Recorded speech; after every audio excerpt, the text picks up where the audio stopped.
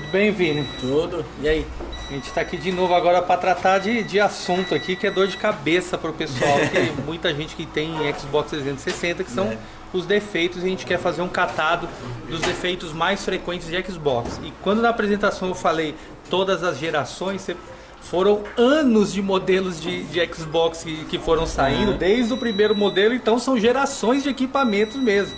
Mesmo tudo fazendo parte da 7ª geração de consoles, só que a gente teve várias gerações, ou seja, vários modelos de equipamento que saíram ao longo dos anos, e a gente vai tratar dos defeitos aqui mais frequentes e mostrar meio que um raio-x das placas aqui para vocês saberem o que acontecia realmente nas placas, né, Vini? Sim. Bom, o Vini ele trouxe aqui o que ele me falou. Vamos ver se eu não vou falar besteira aqui. A gente tem um Xbox aqui do modelo FAT, a placa Jasper, Sim. que foi a placa mais icônica assim do primeiro modelo, né?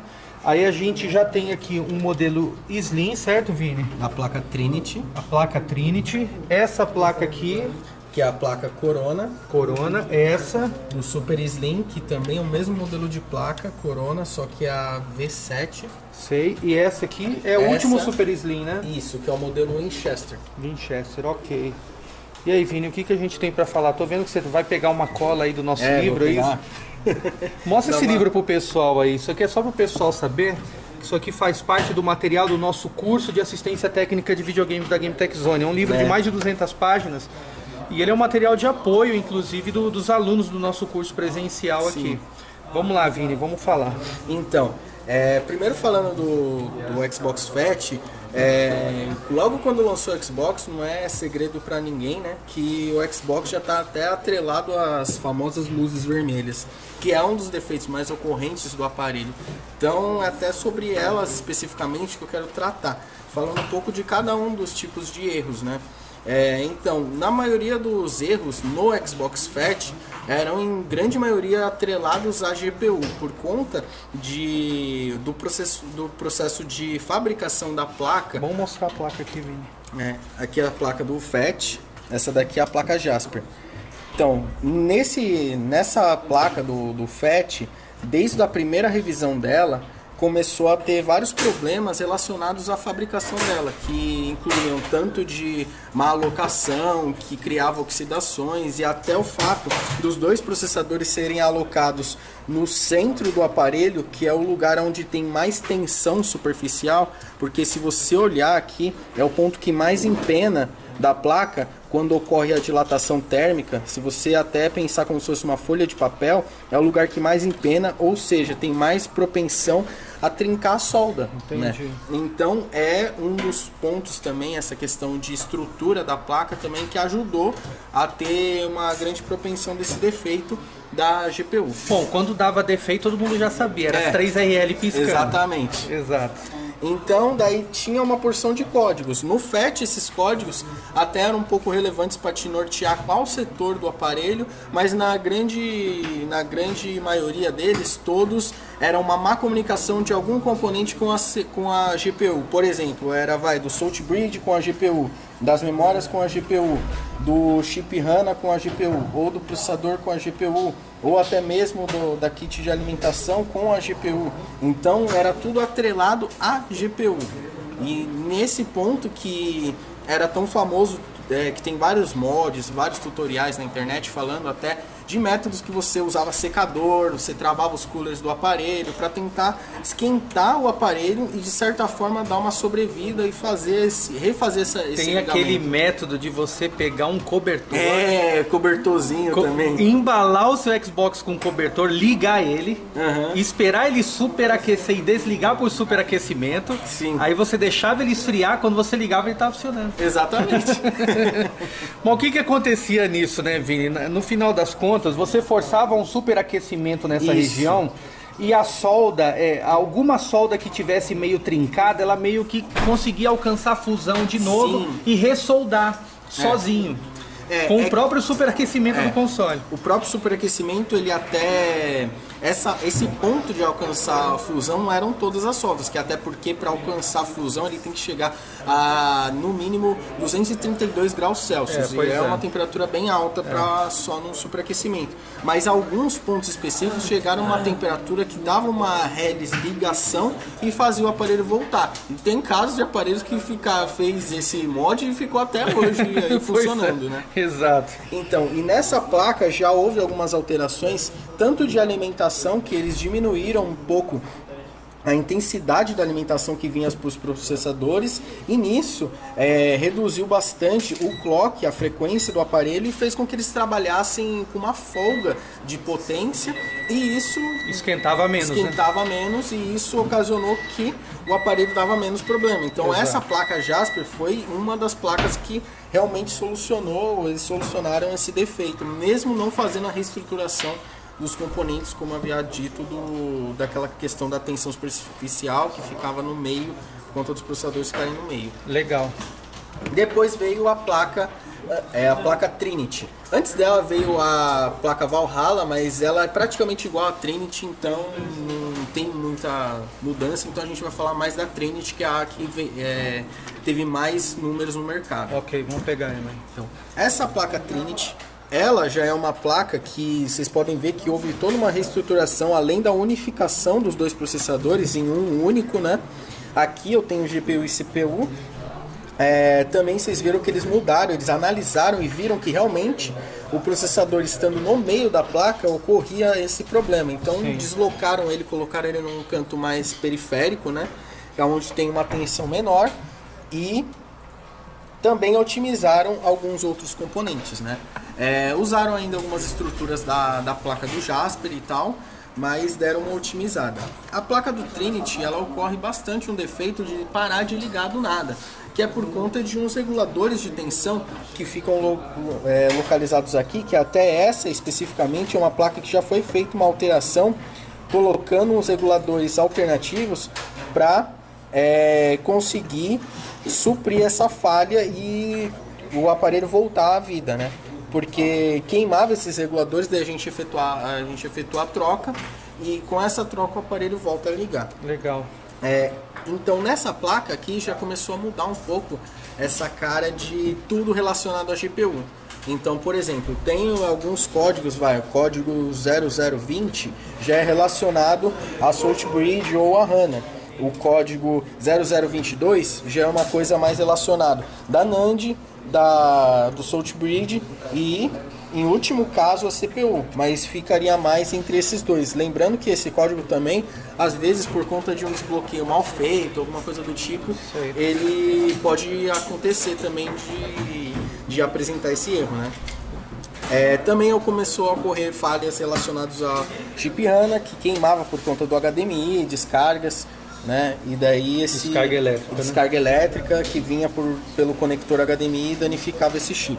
Legal. E um último código que é bem frequente, tanto nesse quanto na maioria dos Slims, é o código do 0101, que é uma má comunicação das memórias com a CPU.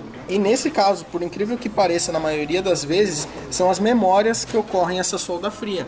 Daí há necessidade de fazer um retrabalho nas memórias. Aí tem que rebalar as memórias? Sim, tem que rebalar as memórias. E como é que você adivinha qual é a memória que está com solda fria? Você vai na sorte. A gente geralmente, como são 4, né, a gente faz em todas, né? Sei. Daí para prevenir também, porque vai que você arruma uma, daí depois de um tempo a outra apresenta defeito, né? Legal. Então, além de que também nesses daqui começaram a aparecer defeitos relacionados aos capacitores, e capacitores que perdem propriedades e começam a apresentar falhas. Esse daqui, por exemplo, 0023, esses dois aqui também, 0033. Tá. Esses números que você está dizendo se referem aos códigos. Isso. Eu vou deixar aqui na descrição do vídeo, aliás,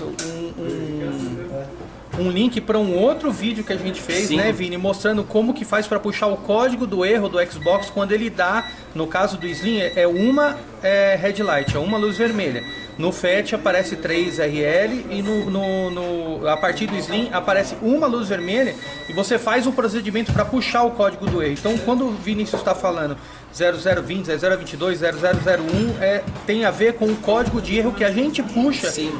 Você mesmo pode fazer isso quando o Xbox dá problema. Então aqui na descrição vai estar link para esse vídeo que a gente ensina como é que faz esse procedimento. Isso. Então, esses capacitores costumam danificar ou até entrar em curto e fazendo com que ocorra essas falhas. Além do, quando ocorre nesses daqui, é uma falha geral de alimentação, que ele ocorre o 0001, 0002 e o 0003. Ok. Beleza, Vini. Bom, as outras placas aqui, elas pegam e ficam meio acontecendo as mesmas coisas. Essa daqui é a próxima revisão depois da Trinity, que é a placa Corona. Então logo depois da Trinity veio esse modelo de placa que já houve a unificação desses 3 componentes aqui, que é a HANA, o chip de rede e a Salt Bridge. Eles unificaram em um único componente, que é a KSB. Também é uma Salt Bridge, mas ela tem a função tanto de vídeo quanto de rede integrada nela. Então, nesse caso desse aparelho, até é de certa forma uma facilidade para o técnico, porque quando dá qualquer problema relacionado a vídeo, rede ou Salt Bridge, você troca uma única peça, né? Só que um detalhe, uma única peça que acaba sendo mais cara que aquelas outras da outra placa. É mais fácil para diagnóstico, não para preço. Exato. Bom, então nesse aparelho aqui ocorreram algumas modificações, né? Não tantas assim, mas a unificação dessa peça. Agora, alguns modelos tem o tipo da NAND, ela é BGA, que é uma NAND que inclui uma memória dentro, né? A CPU, ela muda, a revisão interna dela muda um pouco, que o código de revisão é outro, não são compatíveis. Tipo, se você tirasse a CPU de um aparelho e colocasse no Trinity, do Corona no Trinity, não é compatível, por mais que elas sejam iguais esteticamente, internamente elas são diferentes. Mas a questão dos erros, desses que eu até cheguei a comentar, por enquanto continua a mesma coisa nesses aparelhos. Até esse, observando aqui, você vê que esse capacitor já foi trocado. E possivelmente é uma questão que deu o famoso 0023. Ok. Vamos para a última revisão de placa agora. Aqui agora a gente tem a revisão do Super Slim, né? Que já modificaram, tiraram o conector de áudio e vídeo, deixaram só ele aqui menor, que é o tipo do P3, né? O tipo do conector P3, que é só aquele que parece fone de ouvido, do lado do HDMI. Enquanto na outra placa era aquele conector maiorzão que usava o cabo de vídeo padrão, né? Exato. Não tem mais o conector óptico também e diminuiu uma USB. Isso aqui na parte traseira, além do conector da fonte ser diferente, né? Exato. Os dois. Mas a placa em si, ela não tem grandes modificações. A única modificação que ela tem também, aparente assim, é que essa placa, a maioria dos Slims aqui, a gente tem o aviso sonoro, quando liga, desliga, ejeta e tal. Na placa Super Slim já não tem. E até você vê a ausência do chip que faz isso daí. Ó, colocando uma placa sobre a outra.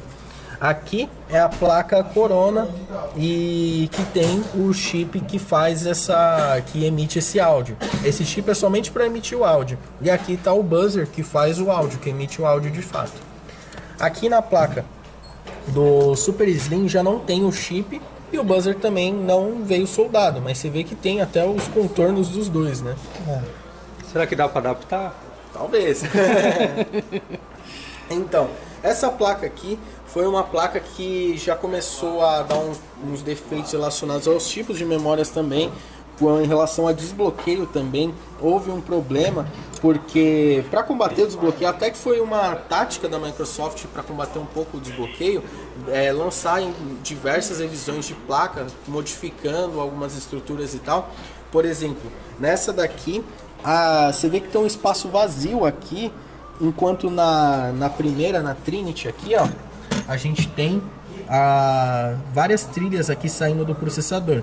Esse espaço vazio foi que tiraram várias trilhas que o pessoal que fazia o desbloqueio usavam elas para fazer o desbloqueio efetivamente, né?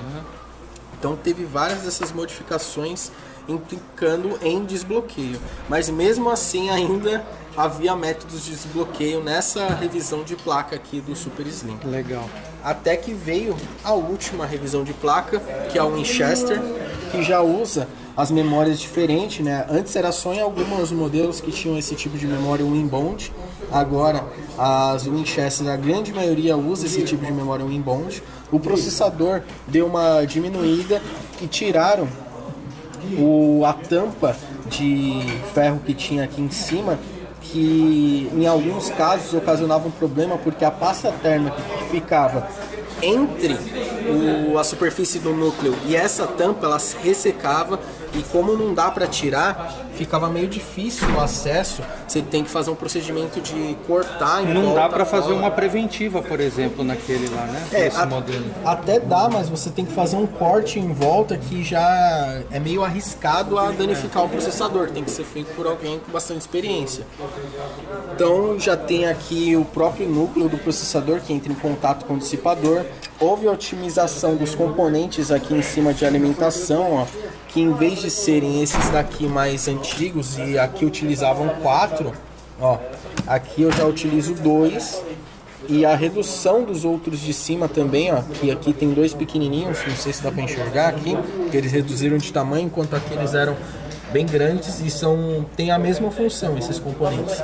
Porém, houve essa mudança de encapsulamento e de tamanho também. Legal. A placa ficou mais enxuta, a quantidade de capacitores, porque o processador é o mais otimizado, ou seja, ele usa menos energia para ter o mesmo trabalho efetivo, né? E os defeitos, Vini? Esse daqui, por incrível que pareça, ele tem alguns defeitos relacionados ainda sobre esses reguladores aqui que eu havia dito. Os defeitos ainda continuam alguns similares às outras placas, tanto quanto capacitores. Ó, esse daqui inclusive foi trocado, quanto esse outro aqui também. A memória aqui também da onde fica a NAND, onde fica o sistema operacional, também costuma dar problema também, que a gente tem que realizar a troca. E a famosa Salt Bridge. Esse é um dos componentes que mais danifica em todos os Xbox, que é um dos componentes que a gente mais efetua a troca aqui. Além de capacitores entrando em curto, né? Mas isso é meio que padrão de quase todos os aparelhos, capacitor danificando. Legal.